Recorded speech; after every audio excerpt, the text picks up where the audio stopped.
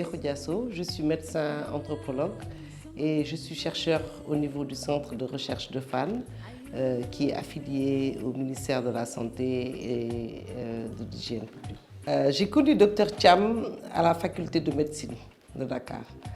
Et nous étions à l'époque des étudiantes, elle était mon aînée. Et donc nous avons été ensemble à l'université, lors des stages dans les structures de santé. Nous avons habité ensemble également à la cité Claudel. Et progressivement, nous avons développé une amitié. Mais je dois dire que nous avons commencé à être de très grandes amies lorsque nous avons travaillé dans la lutte contre le VIH-Sida. Je peux dire que l'une de mes marraines dans le cadre de la lutte contre le sida, c'est Dr Safiatou Thiam. J'étais à l'époque jeune médecin et on m'avait affecté à l'Institut d'hygiène, l'ex-polyclinique, à la division de lutte contre le sida. Je pense que j'ai été la première personne à être affectée là-bas. Et nous nous sommes retrouvés dans son bureau et on m'a affecté avec elle au bureau de la prise en charge. C'était à l'époque en 2001 et donc ça a été mon premier poste d'affectation. Lorsque je suis arrivée dans ce bureau, elle avait déjà une grande expertise en termes de santé publique. Et moi, je venais fraîchement de finir mes études et j'avais fait, après mon doctorat en médecine, j'avais fait de la socio-anthropologie de la santé. Donc, je n'avais pas une expérience en santé publique et je suis allée dans son bureau. Et l'une des premières choses que je peux dire que Dr Thiam a fait pour moi, ça a été de mettre à disposition tout son savoir en santé publique. Elle venait à l'époque de finir des études à Anvers. Elle avait fait un master en santé publique à l'université d'Anvers. Elle avait déjà travaillé comme chef du bureau de la prise en charge. Et à ce moment-là, c'était l'époque des antirétroviraux. Le Sénégal venait de mettre en place l'initiative d'accès aux antirétroviraux. Et toutes les stratégies que nous mettions en œuvre pour aller dans toutes les régions du Sénégal, former les professionnels de santé, former, mettre en œuvre et élaborer la politique de lutte contre le sida au Sénégal, je peux dire qu'elle faisait partie des instigatrices sous la supervision du docteur Ndoye. Et moi, en tant que jeune médecin à l'époque, je suis venue avec ma fougue. Et ce qu'elle m'a appris, c'est d'abord la rigueur professionnelle. Elle nous a toujours dit, dans le travail, il n'y a pas d'amis. Ça, c'est vraiment Dr Thiam. La rigueur, le professionnalisme, l'écoute, mais aussi la performance et les résultats. Vraiment, nous étions à l'époque, les gens nous appelaient les Amazones du sida. Et c'est avec elle que j'ai vraiment appris les rudiments de la santé publique. Ensuite, cette amitié professionnelle s'est transformée également en amitié personnelle. Ce que je peux dire d'elle, c'est qu'elle est d'une très grande générosité. Au-delà de son professionnalisme, elle est d'une grande générosité. Comme on dit en Wolof, day ouf ñëpp. C'est-à-dire que générosité, quand vous avez quelque chose, parce qu'il arrive à des moments donnés que dans votre vie, vous soyez avec vos collègues avec qui vous travaillez, que vous passiez des moments difficiles avec votre conjoint, vos enfants ou tout simplement dans le milieu professionnel, mais elle est toujours là pour vous défendre. Elle vous inculque une rigueur professionnelle, mais aussi elle est là avec vous.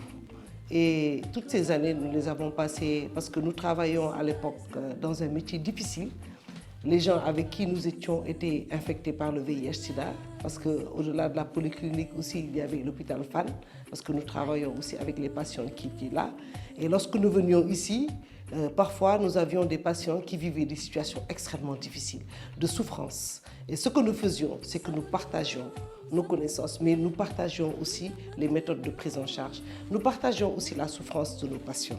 Et par exemple, nous nous retrouvions dans des situations où il y avait une femme infectée par le VIH qui était divorcée, qui se retrouvait dans des situations difficiles. Et là, nous devions mettre en place des situations pour l'accompagner et les soutenir. Et Safiatou était toujours là pour servir de leader dans ce cadre de ce processus-là. Je pense que je ne sais pas quels étaient les critères de votre choix, mais ce que je peux dire, c'est que vous avez choisi la personne qu'il faut. Parce que c'est une personne qui a beaucoup, non seulement elle a de l'humilité, parce que même si elle a occupé de très hautes fonctions dans ce pays-là, je peux dire que Dr Thiam a toujours eu le même numéro de téléphone. Elle n'a jamais changé son numéro de téléphone. Même en étant ministre de la République, nous arrivions à la joindre sur son numéro de téléphone. Et elle a toujours été là pour protéger non seulement les personnes avec qui elle travaille, mais protéger aussi leur famille. Il y a un élément extrêmement important que j'ai appris avec elle. Elle dit toujours qu'il faut protéger les familles. Donc aujourd'hui, vous savez, si vous l'avez nommée marraine pour ce premier bébé-là, le CLNS vient de lancer l'année de l'enfant vivant avec le VIH.